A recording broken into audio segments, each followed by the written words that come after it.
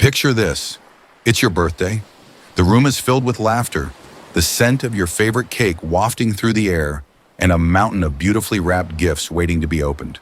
You're surrounded by the people you love, and everything feels perfect. Then your mother-in-law walks in, holding a small, elegant box.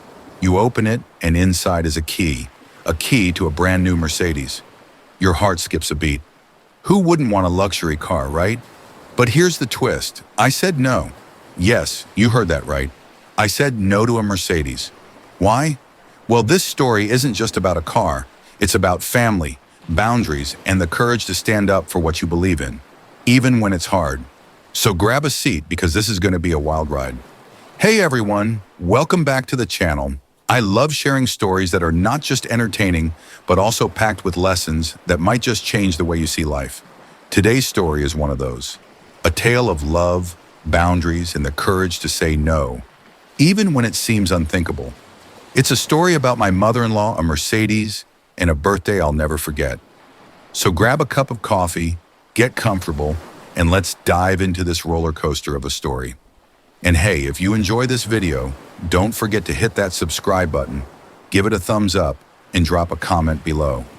I'd love to hear your thoughts. I've noticed only 98% of you who watch haven't subscribed. Come on guys, show some love and support.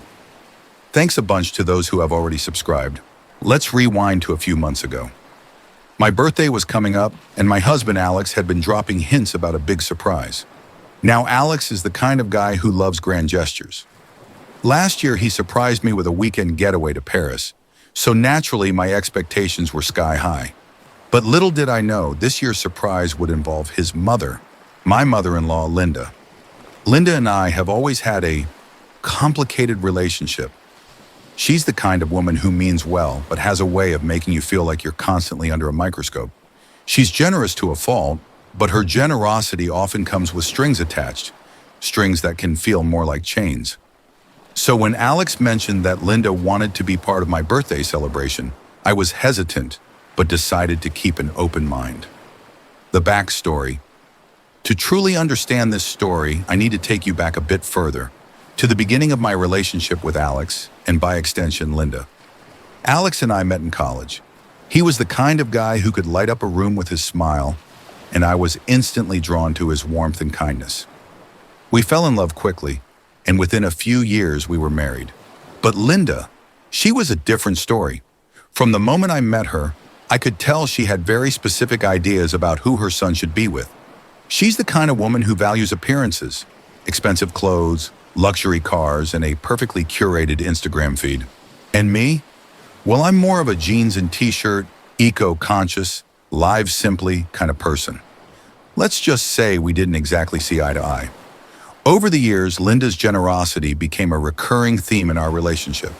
She'd give extravagant gifts, designer handbags, expensive jewelry, even a weekend at a luxury spa. But each gift came with an unspoken expectation. She'd expect constant praise, unwavering loyalty, and, at times, influence over our decisions as a couple. It was exhausting, and over time, I started to feel like I was losing myself in the process. The big day fast. Forward to my birthday. The house was decorated, the smell of my favorite dishes filled the air, and I was surrounded by friends and family. Linda arrived fashionably late, as usual, carrying a small, elegantly wrapped box. She handed it to me with a smile that was equal parts sweet and sly. "Open it," she urged, her eyes gleaming with anticipation. I tore off the wrapping paper, and there it was, a sleek black key fob with the unmistakable Mercedes logo. My heart skipped a beat. A Mercedes? For me? I looked up at Linda, who was beaming with pride. "Happy birthday, darling," she said. "I knew you'd love it." The room erupted in gasps and applause. Everyone was thrilled for me, everyone except Alex, who looked as stunned as I felt. He knew me better than anyone, and he could see the conflict brewing behind my smile. The conflict. Here's the thing. I've never been a fan of luxury cars.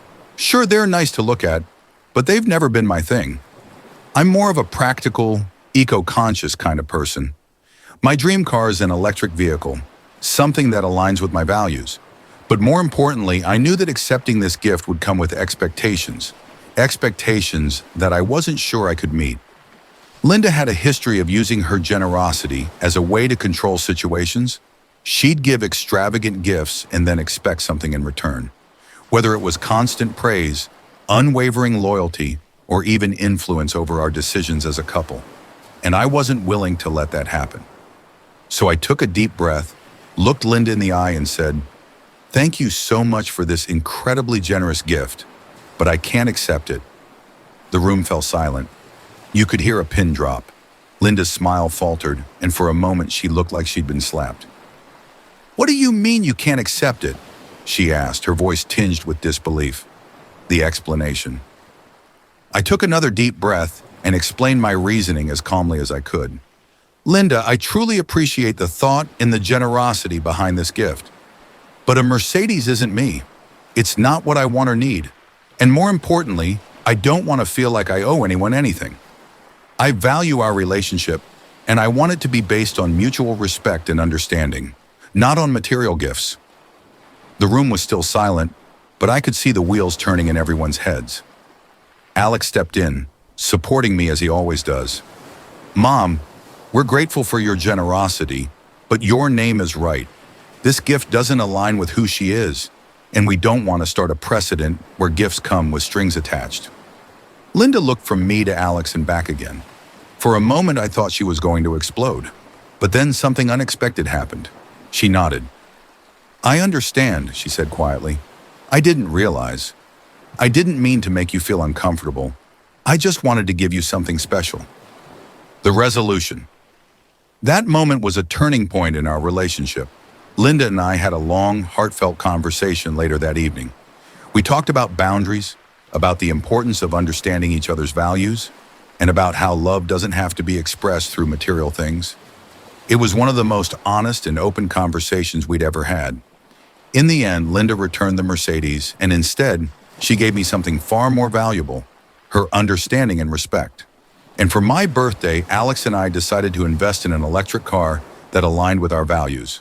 It wasn't as flashy as a Mercedes, but it was perfect for us. The lesson. So why am I sharing this story with you? Because it's a reminder that it's okay to say no, even to something as extravagant as a Mercedes. It's okay to stand up for your values, to set boundaries, and to prioritize your peace of mind over material possessions. And it's a reminder that sometimes the most valuable gifts aren't things. They're understanding, respect, and the courage to be true to yourself. If you've ever found yourself in a situation where you felt pressured to accept something that didn't align with who you are, I hope this story inspires you to stay true to yourself. Life is too short to live by someone else's expectations. So here's to saying no when it matters, to setting boundaries, and to living a life that's authentically yours. Thank you so much for watching. If you enjoyed this video, don't forget to give it a thumbs up, subscribe to the channel, and hit that notification bell so you never miss a story. And hey, I'd love to hear your thoughts.